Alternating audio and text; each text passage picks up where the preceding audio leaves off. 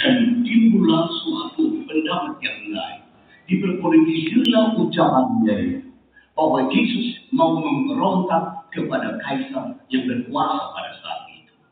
Bagian yang pertama itu adalah hanya dapat diurus oleh imam-imam. Tapi bagian yang kedua dituduh Yesus karena dia mengatakan dia adalah raja menjadi pemberontak kepada kaisar. Bagian yang kedua inilah alasan sehingga terlibat tadi Pilatus dan juga kekuatan-kekuatan yang lain. Sejarah yaitu Yahudi, sejarawan orang Yahudi Josephus mengatakan bahwa sesungguhnya prajurit Romawi itulah sebenarnya yang memang sebelumnya sudah mengetahui kira-kira apa yang dilakukan oleh Yesus itu sendiri. Ada beberapa hal yang saya catat di sini bahwa ratusan tahanan orang Yahudi itu dicambuk dan disiksa. Bukan hanya Yesus, tetapi disiksa dan dicambuk hanya fisiknya, tetapi perasaannya dan rohaninya tidak mengalami masalah. Di situ adalah perbedaan. Dan kemudian disalibkan dan posisi penyaliban itu berhadapan dengan tembok-tembok kota. Karena mengharapkan bahwa membuat orang Yahudi menyerahkan kota tersebut, jadi ada sebenarnya satu tujuan penyaliban orang Yahudi yang di dalamnya adalah Yesus itu, supaya kota Yerusalem itu diserahkan sepenuhnya kepada Kaisar Romawi. Titus yang kita coba lihat tadi bergerak di depan adalah komandan, yaitu pasukan Roma, memberikan kebebasan bagi prajurit-prajurit untuk melanjutkan atau melakukan penyaliban sesuka hati mereka. Karena itu gaya mereka tadi mencambuk Yesus, gaya mereka menyalibkan Yesus sesuka hati mereka. Itulah yang diberikan, yaitu kebebasan kepada prajurit Romawi pada saat itu. Dan yang menginstruksikan itu adalah Titus. Saudara-saudara, cara mereka juga memukul adalah berbeda. Seperti memukul yang kita perhatikan tadi. Tapi juga ada cara memukul cara berbalik. Titus yang menyerahkan kepada mereka bagaimana yaitu kehendak dan kemauan mereka untuk menyiksa Yesus itu. Oleh karena itu gaya mereka memukul adalah berbeda-beda. Saudara-saudaraku yang seiman kepada Kristus Yesus, ada hal lagi yang kita temukan di sini, yaitu bahwa setelah dicambuk tadi, kemudian disalibkan, dan dengan demikian banyak hal yang kita perhatikan di sini. Ratusan kawanan Yahudi yang disiksa tadi ada 2 atau 3 kali kulit. Yang pertama dicambuk tadi dengan yaitu alat biasa saja. Tetapi yang dirancang oleh Romawi untuk menghadap orang-orang yang dianggap melawan atau dianggap mau bertentangan atau berontak terhadap kaisar, alat cambuknya itu mungkin bisa dari mereka pada yang kedua, andai kata kita menonton tadi. 2 atau 3 kali kulit dengan serpihan tulang-tulang atau logam yang hitam dikaitkan dan dirancang untuk mencobek kulit daripada Yesus. Itu yang kita dengarkan tadi. Itu kita perhatikan tadi. Bagaimana yaitu tadi kulit, serpihan-serpihan tulang diikat di sana dengan logam-logam atau timah-timah yang hitam di sana, bagaikan maka pancing di sana untuk menyobek. Jadi dicambuk, ditarik, dicambuk, ditarik. Makanya sampai hancur adalah seperti itu. Dan ketentuan Romawi pada saat itu ialah bahwa kawanan itu termasuk Yesus ditelanjangi. Dan yang berikut tangannya diikatkan pada sebuah tiang. Dan juga punggung maupun juga bagian belakang kakinya dicambuk oleh 2 prajurit. Itu sudah ketentuan. Maka yang mencambuk tadi tidak boleh 3. Sedikit-sedikitnya 1 dan sebanyak-banyaknya adalah 2 orang prajurit. Itu ketentuan di dalam Roma pada waktu yang lalu. Tingkat keparahan hukuman cambuk tersebut tergantung pada watak prajuritnya. Coba lihat, ada di antara mereka yang tidak mengenal peri kemanusiaan. Karena itu dia mencabut sekuat tenaganya sendiri, yang padanya dia hampir kehabisan nafas. Maksud daripada itu ialah apa maksud penyambutan tadi sampai dicabut seperti itu. Untuk melemahkan si korban sampai hampir pingsan atau sampai sekarang. Setelah mencambuki si korban yang kita perhatikan tadi, prajurit itu mengejek si korban. Ada tadi prajurit yang datang berbicara kepadanya, mengejek Yesus itu sendiri. Karena prajurit Roma secara berulang-ulang mencambuk punggung daripada Yesus dengan kekuatan penuh bola-bola. Coba lihat tadi alat-alat cambuk itu. Bola-bola besi menyebabkan luka memar. Coba kita memperhatikan tadi. Tali kulit serta tulang-tulang domba akan menyobek kulit dan jaringan-jaringan di bawah kulit. Karena itu bukan hanya kulitnya yang hancur, jaringan-jaringan di bawah kulit pun telah hancur. Ingat tadi bagaimana alat yang digunakan. Pencambukan berlanjut, luka itu sampai robek. Dan karena itu dicambuk lagi, dicambuk sesi pertama dia jatuh, dicambuk lagi dia bangkit, dia berjalan lagi dia jatuh, dicambuk terus menerus sampai sesi yang keempat. Nah, saudara-saudaraku yang seiman kepada Kristus Yesus, karena itu cambukan itu merobek yaitu tulang-tulangnya. Jadi daging yang menempel di tulang itu pun juga turut terobek oleh karena cambukan-cambukan mencari-cari dagingnya sekaligus rasa sakit dan kehilangan banyak darah dan juga mementingkan korban menjadi sangat lemah dan tidak berdaya apa-apa lagi. Lalu kemudian lagi harus meneruskan sampai ke Bukit Golgota. Seberapa banyak darah yang hilang dapat juga ditentukan oleh seberapa lama korban itu dapat hidup di sana. Yang mau dikatakan ialah sebenarnya dia ditolong, tidak sanggup dan tidak kuat lagi. Karena darahnya terlalu banyak tercurah, terlalu banyak darahnya yang sudah terlebuang daripadanya, sehingga hampir tidak berdaya lagi. Yang berikut lagi saudara-saudaraku yang seiman kepada Kristus, salib yang ditetapkan oleh orang Roma itu beratnya 136 kilogram.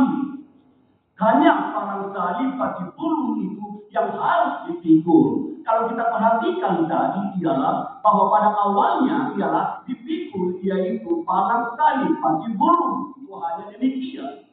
Tapi kemudian setelah dia keluar daripada istana tersebut itu, maka dipakaikanlah yaitu penopangnya sehingga kita mengenal salib. Pati bulu itu sebenarnya yang hanya dengan satu bagian horizontal, hanya ukurannya 34 sampai 57 kilogram. Ditempatkan di pundak si korban dan dipikul dengan kedua bahu. Jadi seperti ini sebenarnya yang terjadi. Nah, saudara-saudara yang seiman kepada Kristus Yesus, hal yang perlu kita perhatikan di sini ialah tadi menuju tempat penyaliban beriring-iringan. Yang di depan itu ialah kedua kelompoknya seorang yaitu perwira di depan dia tadi. Romawi yang dikepalai oleh seorang perwira, seorang prajurit membawa sebuah tanda. Kita perhatikan tadi bahwa tanda itu adalah nama dan perbuatan terhukum. Dan yang berikut lagi yaitu kemudian ditulis tadi dihubungkan dengan tiang yang menyanggahnya. Saudara-saudaraku yang seiman kepada Kristus Yesus, di tempat penyaliban juga jangan kita coba lihat di sana, tapi saya pinta selalu bahwa ada hukum yang berlaku, yaitu korban diberikan minuman pahit, anggur dicampur dengan mur atau empedu. Itu tadi kita coba sepintas, itu sudah kewajiban. Untuk apa itu? Supaya dia bisa menahan rasa sakit yang kemudian dialami. Dan yang berikut ketentuan di Roma ialah terhukum harus didorong beberapa kali sampai jatuh ke tanah terlentang dan tangannya dibentangkan di atas pati burung tadi, yaitu yang sudah jelas. Jadi dia didorong lagi. Nah, didorong kemudian dicambuk dan disiksa lagi. Berikutnya yang satu ketentuan di Roma ialah tangan dipakukan dengan paku panjangnya 13 sampai 18 cm. Dan paku itu tidaklah bulat, paku itu yaitu seperti paku berempat segi dan panjangnya itu tadi katakan 13 sampai 18 cm. diameter paku itu adalah 1 sentimeter. Itu yang berlaku dan itu juga yang dialami oleh Tuhan kita Yesus Kristus. Kita coba tadi melihat bahwa dia diikat pada tiang salib lalu ditegakkan. Dan untuk tiap-tiap salib itu 4 prajurit. Coba kita melihat tadi. Tidak boleh 3, tidak boleh 5, hanya 4 prajurit. Kalau memang yang disalibkan itu tubuhnya tidak terlalu tinggi. Nah, saudara-saudara, dari jauh mereka menghina dia. Dari jauh mereka mengejek dia. Dan biasanya 3-4 jam itu orang-orang kalau ada yang cepat meninggal itu bisa sampai 3-4 jam. Tapi ada kalanya sampai 3-4 hari tidak meninggal. Lalu kemudian kalau meninggal binatang-binatang buas memakannya karena pada zaman saat itu. Bagi Tuhan kita Yesus tidak berlaku. Hanya beberapa jam yang kita ketahui dia berada di salib tersebut. Saudara-saudara yang seiman kepada Kristus Yesus, karena waktu yang sangat terbatas di sini ialah ada hal yang perlu kita perhatikan di sini. Yang perlu kita perhatikan yaitu ibu-ibu dan bapak-bapak ialah orang Yahudi tidak mungkin dapat berhasil melaksanakan pengadilan itu kalau dia berusaha mendapatkan legitimasi dari orang-orang Romawi. Orang-orang Romawi itu menurut Yesus, ingat tadi tuduhannya Yesus adalah penghujat. Yohanes 19. Yesus adalah pemberontak. Tuduhan yang kedua inilah seperti saya katakan, di mana Yesus dilihat sebagai pemberontak kepada kaisar. Dengan demikian cukup beralasan Yesus itu adalah pemberontak kepada kaisar. Dia harus dibunuh, dia harus dihukum. Saudara-saudaraku yang seiman kepada Kristus Yesus, menurut keterangan atau penampilan tadi, Pilatus menganggap Yesus itu sesungguhnya tidak bersalah. Kalau memang Pilatus melihat atau tahu bahwa Yesus itu tidak bersalah, mengapa dituruti yaitu keinginan orang Yahudi, crucify him, salibkan dia. Bahwa dikatakan tadi, Pilatus gubernur Romawi yang berkuasa di wilayah Yudea itu tahu persis bahwa Yesus itu tidak bersalah. Tetapi kenapa dia menyerahkan kepada itu, saudara-saudaraku? Ini yang perlu kita tahu. Alasannya ialah sebelumnya Pilatus gagal menjalin hubungan baik dengan Yahudi. Dan kondisi pada saat itu, Pilatus sebagai seorang penguasa gagal menjalin hubungan dengan orang Yahudi. Saya catat di sini, Pilatus gubernur Roma atas wilayah Yudea melakukan kesalahan, kecerobohan selama berhubungan dengan bangsa Israel. Ada 3 kesalahan Pilatus. Yang pertama, Pilatus kirim tentara ke Yerusalem dan membawa simbol-simbol bendera mereka. Orang Yahudi yang ada di Yerusalem tidak setuju kalau Pilatus yaitu mengirimkan tentara ke Yerusalem membawa simbol bendera mereka di Yerusalem. Orang Yahudi menentang. Berikutnya lagi, gambar kaisar juga dipampang di sana. Oleh karena itu orang Yahudi mengatakan, kalau simbol bendera kaisar dipampangkan di Yerusalem ini, apalagi yaitu gambar kaisar ditaruh di sini, berarti kami diajak dan dipaksakan kami untuk menyembah kaisar. Kami tidak mau menyembah kaisar. Kami hanya menyembah Allah Abraham, Allah Ishak, Allah Yakub. Kami tidak mau menyembah berhala-berhala. Saudara-saudara, itu kesalahan pertama yaitu Pilatus. Ini cerita singkat saja untuk kita tahu mengapa sampai dia serahkan begitu saja. Yang kedua, Pilatus yaitu meminta uang dari perbendaharaan baik Allah atau baik suci. Bagaimana Pilatus mengambil uang dari kas baik suci pada saat itu? Tujuannya, saudara-saudara, adalah untuk membangun saluran air di Yerusalem. Maka imam-imam, orang-orang Yahudi sangat marah karena uang kas dari bait suci itu diambil oleh Pilatus untuk membangun saluran air di Yerusalem. Itulah kemarahan yang kedua. Dan yang ketiga ialah Pilatus menggantungkan lambang-lambang kebesaran berbentuk perisai yang dipakai dengan nama Kaisar Tiberius di tanah Raja Herodes di Yerusalem. Itu pun ditentang oleh orang-orang Yahudi, oleh imam-imam. Intinya di sini ialah bahwa orang yang ada di Yerusalem hanya menyembah Allah Abraham, Isaac, Allah Yakub, dan tidak mau tunduk kepada Kaisar itu sendiri. Dengan demikian, saudara-saudara, maka dapatlah di sini terjawab bahwa kitab-kitab Injil jelas menerangkan orang Yahudi dan Romawi kuno membunuh Yesus sekalipun tidak bersalah. Yesus mati. Yesus mati karena seluruh dunia. Dosa manusia menyalibkan Yesus. Kata kunci di sini, Yesus diserahkan. Dalam refleksinya saudara-saudara, karena waktu yang sangat terbatas, maka tadi kalau kita perhatikan bersama, ada alasan mengapa yaitu Pilatus itu dia cuci tangan, dia menyerahkan kepada mereka. Alasannya tak lain dan tak bukan bahwa tiga kebijakannya yang membawa gambar dan bendera-bendera Kaisar di sana dan simbol-simbol lambang kekuasaan Kaisar di sana tidak disetujui oleh orang-orang Yahudi. Apatah lagi uang dari bait suci dirampok atau dirampas oleh Pilatus membangun saluran air di Yerusalem.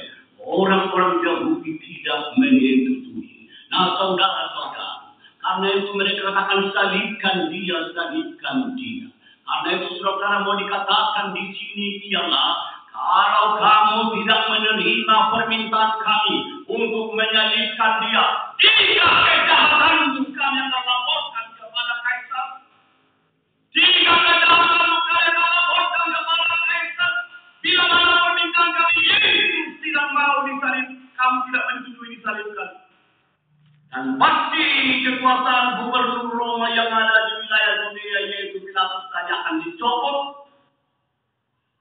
Saudara, disitulah kelihayan dari orang-orang Yahudi itu sendiri pada waktu yang lalu.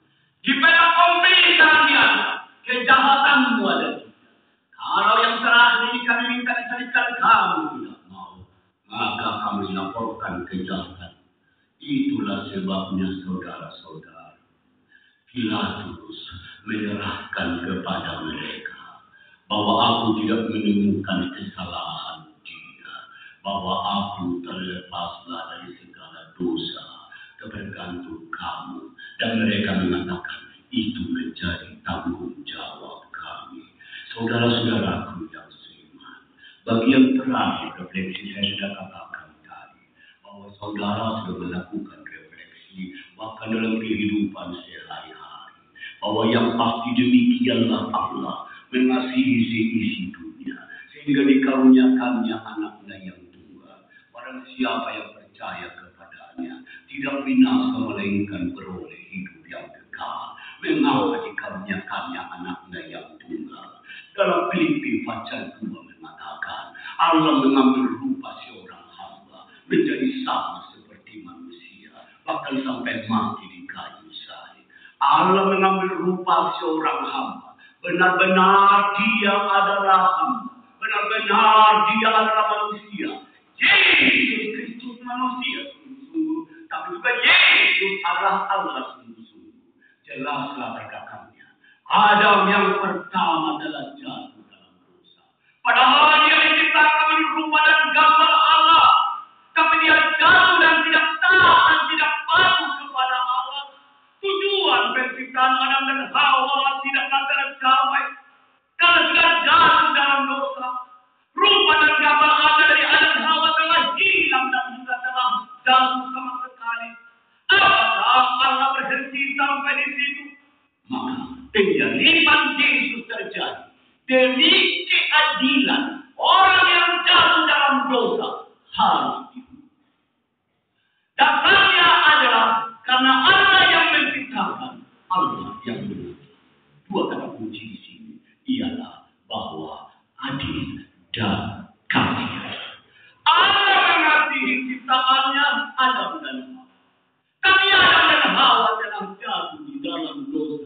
sehingga tidak tercapai tujuan penciptaan. Nah, sekarang kematian. Itulah sebabnya saudara-saudara, bahwa demi keadilan Allah, bahwa yang berdosa harus dihukum. Maka dia mau menjadi manusia. Dan dirinya sendiri, yaitu Yesuslah yang dihukum melalui penyaliban yang kita dengarkan. Manusialah yang harus dihukum. Manusialah yang harus dibinasakan. Tapi Allah menjadi manusia, mengambil rupa seorang hamba, menjadi sama seperti manusia, disalibkan di bukit Golgota. Itulah Yesus. Dan sekali lagi, penyaliban Yesus adalah menunjukkan Allah itu adil adanya, menghukum dosa, menghukum orang-orang yang melanggar hukum Allah. Tetapi karena dia adalah kasih adanya, tidak menyalahkan atau orang itu dihukum oleh Allah. Dia mengambil hukuman itu. Dia mengambil alih penyaliban itu. Dia mengambil alih kesengsaraan yang harus dialami oleh manusia. Dengan cara apa? Itu sebabnya Allah mau menjadi manusia. Berikan apa? Agar sebagai manusia sungguh-sungguh dia menanggung hukuman itu. Penderitaan hukuman adalah sebenarnya harus dialami oleh manusia yang jatuh. Demi keadilan Allah, tapi demi kasih Allah, dia mengambil alih. Sudah pada malam hari kita sudah saksikan bukan Allah itu adil adanya, bahwa setiap orang yang berdosa harus dihukum oleh Allah. Tapi Allah mengambil alih hukuman dalam dirinya melalui proses penyaliban itu. Sehingga walaupun dosa kita merasa seperti kami tidak putih seperti salju, bisa putih dosa seperti apapun, Tuhan mau menyucikan. Tuhan mau mengampuni kita semuanya karena kasih-Nya sendiri. Yesus berkata, aku pun tidak mau menghukum engkau. Tuhan selamat. Tapi mulai sekarang jangan berbuat dosa lagi. Bahwa yang berbuat dosa harus dihukum. Tapi Yesus karena kasih-Nya, aku pun tidak mau menghukum engkau. Aku mengasihi, aku mencintai, aku berikan nyawaku demi tebusan atas dosamu. Tapi mulai sekarang jangan berbuat dosa lagi. Saudara berdosa dalam hati, pikiran, perkataan dan perbuatan. Renungkan tadi begitu dalam. Tanpa saya berkhotbah dan sudah khotbah yang sangat nyata tadi. Ketahuilah yang utama, Yesus adil mau menghukum kita. Tetapi ingat, dia mengasihi kita. Dia rela mengambil alih hukuman. Dan dia mau menyelamatkan kita. Untuk itulah bahwa tidak hanya hukuman lagi berkuasa. Yesus bangkit dari antara orang mati. Mengalahkan maut, mengalahkan kematian, mengalahkan juga itu, mengalahkan kuasa-kuasa Dewa, mengalahkan dia maut dan setan sendiri. Yesus bangkit dan Yesus menang. Hai maut, di manakah kuasamu? Hai penderitaan, kuasa kegelapan, kuasa kemunduran, di manakah kuasamu? Bahwa Yesus itu telah mengalahkan maut. Yesus telah mengalahkan yaitu kuasa iblis. Itu yang nyata dalam kebangkitannya. Karena itu gereja bertolak adalah dari kebangkitan Yesus yang sudah mati. Kalau Yesus sudah dibangkitkan dari antara orang mati, sia-sialah kepercayaan orang-orang itu sendiri. Yesus sudah bangkit hidup dan menang. Karena itu gereja bukan lagi memperjuangkan kebenaran dengan kekuatan-kekuatan dan menurut dogmatis teologisnya. Gereja tidak lagi berjuang dengan bambu runcing atau dengan tombak, memperjuangkan kemenangan. Kemenangan telah nyata dalam Yesus Kristus. Bukan memperjuangkan kemenangan lagi, karena dia sudah kerjakan melalui proses dan kebangkitannya. Tapi kita berjalan, kita hidup berdasarkan kebangkitan dan kemenangan Kristus. Maut dan kuasa iblis tidak berkuasa atas diri kita. Semangat Paskah, semangat kebangkitan Kristus itu menjadikan kita bangkit, menjadikan kita bersemangat, menjadikan kita tidak dikuasai lagi oleh baik oleh maut, baik oleh dosa, baik kekuatan-kekuatan roh-roh yang lain. Yesus bangkit, Yesus menang. Jadilah saudara menang